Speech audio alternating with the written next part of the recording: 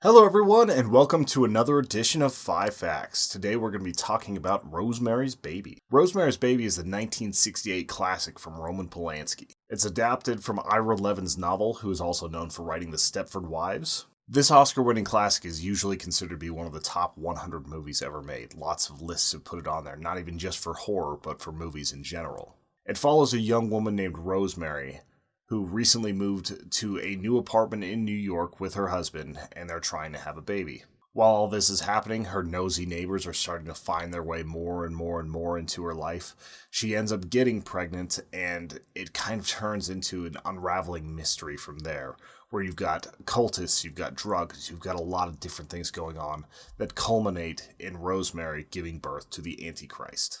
Unlike most Antichrist movies, this one isn't so much about the actual child as it is about the mother before she gives birth and all that goes into creating the Antichrist on Earth. It turns into an ideological story about would you still love your child even if they are evil. There's a lot of really interesting themes that get brought up here.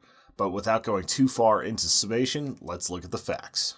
Fact number 1, it is one of the most faithful book adaptations ever made. Rosemary's Baby author Ira Levin has actually said that this was the most faithful Hollywood adaptation ever. Now, we've had a little bit of time since '68 to see if that's changed at all, but from what I've seen, it is very true. Roman Polanski became obsessed with the book as soon as he read it. He read the book in a single sitting and started to adapt it into a screenplay. Almost all the lines of dialogue from this movie are taken directly from the book. Producer William Castle was actually the one that pressed to buy the rights for this, but whenever he was going to be director, they rebuffed that because he had a notorious reputation for doing really low-budget kind of schlocky horror movies. So they decided that they were going to try to get Roman Polanski to the U.S. to make his first United States side film.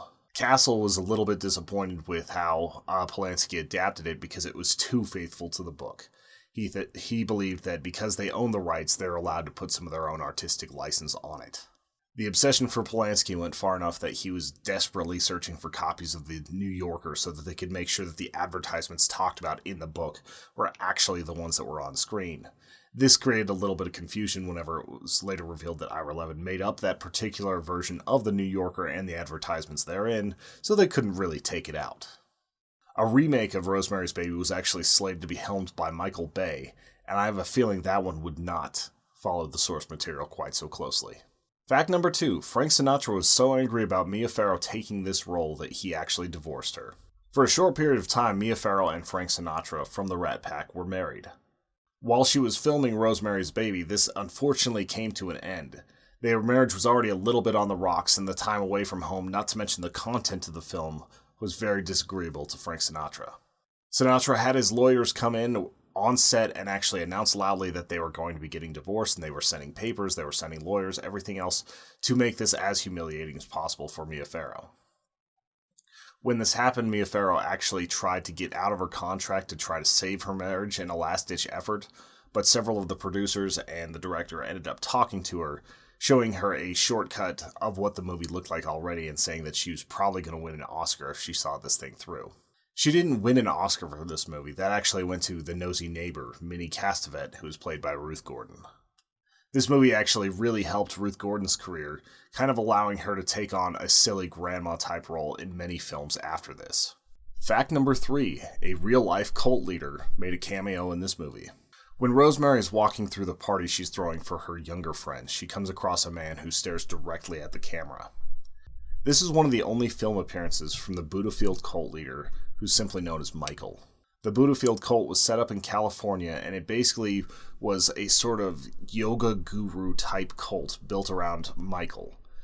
Over a period of 22 years, it changed from him being kind of leading all these people into turning him into a different type of messiah where everything was completely focused around him.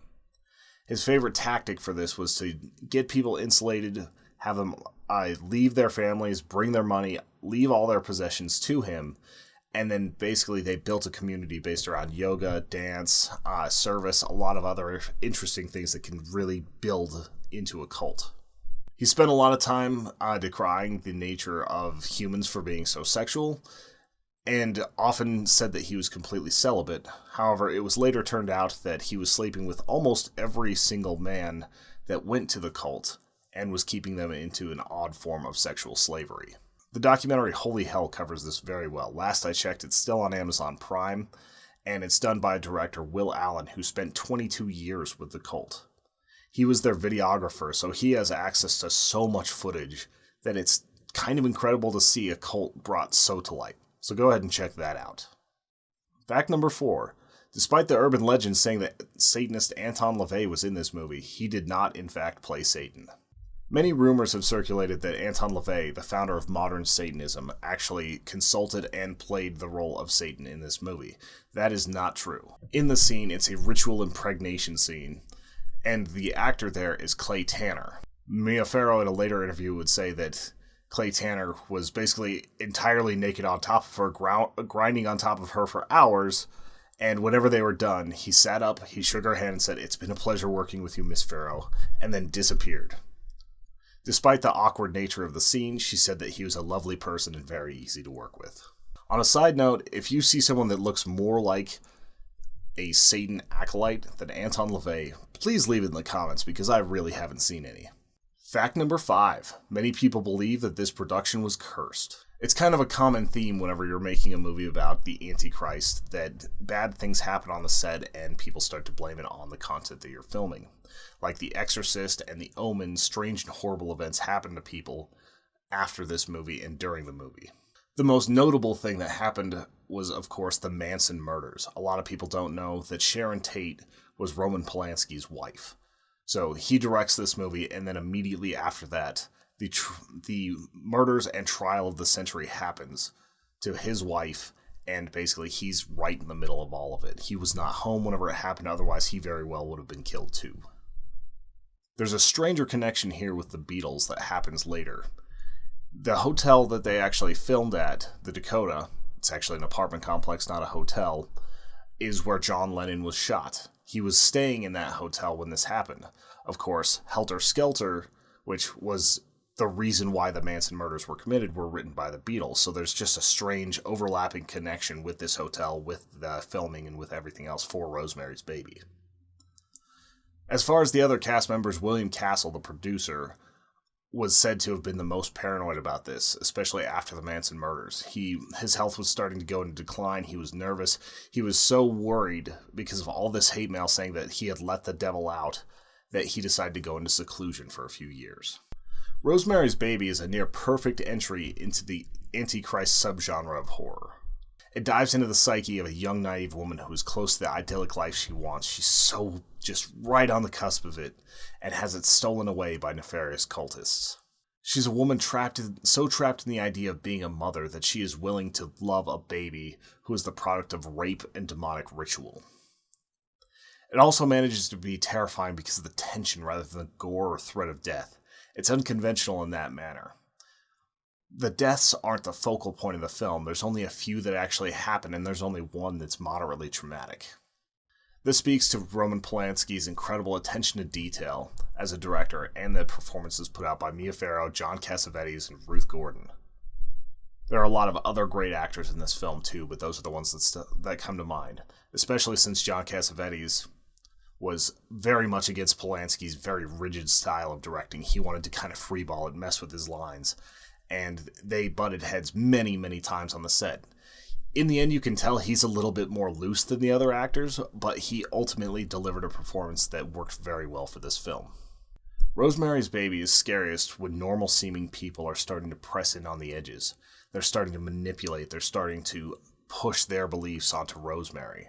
They're watching as she flinches, as she tries to refuse, but they insist. They push the shakes on her. They force her to wear the trinket. They're just trying as hard as they can to make this girl be exactly what they want. And you watch her transformation on film happen too, where she goes from kind of long-haired to like little pixie cut and just slowly loses her autonomy over and over and over again. Perhaps most notorious is the final scene of this movie where she is resigned to her fate, where she walks over and instead of being hostile to the cultists, she just picks up the baby, lovingly holds him, and looks into his eyes, despite them being demonic eyes, and basically becomes Mother of Adrian. There's a lot of Hail Satan, Hail Hail Rosemary, all this other stuff going on, and it just ends up being a completely perturbing scene that I imagine was a lot more impactful in 1968 whenever you still had a very strongly non-secular society. Like the Buddha Field cult I mentioned earlier, the momentum of belief can drag people down. Step by step, they become involved in a community where they lose their own autonomy and they become just another face in the group with a goal that's not necessarily helping them. The way it works is that it hijacks the need to be wanted, the need to feel like you're part of something bigger than yourself, the need to be loved. And it turns it so far inward that people lose their ability to tell when they're being manipulated, targeted, and exploited. It's so scary because each of us is susceptible to this sort of treatment under the right circumstances, whether it be from family members, from friends, from coworkers, or from cult leaders. All of them use some of these same tactics to get us to do what they want. In that moment of our highest weakness, we can be pulled into situations, maybe not quite so satanic, but we are susceptible to that sort of influence. Thank you all for watching. It means a lot to me. If you've enjoyed this 5-fact series, check out the other ones. We've got, I think, 8 of them now. Last week we covered My Bloody Valentine. It was a fun little bonus episode we did for Valentine's Day. If you really enjoyed this, then check out the Human Echoes podcast. We cover a ton of movies every single week.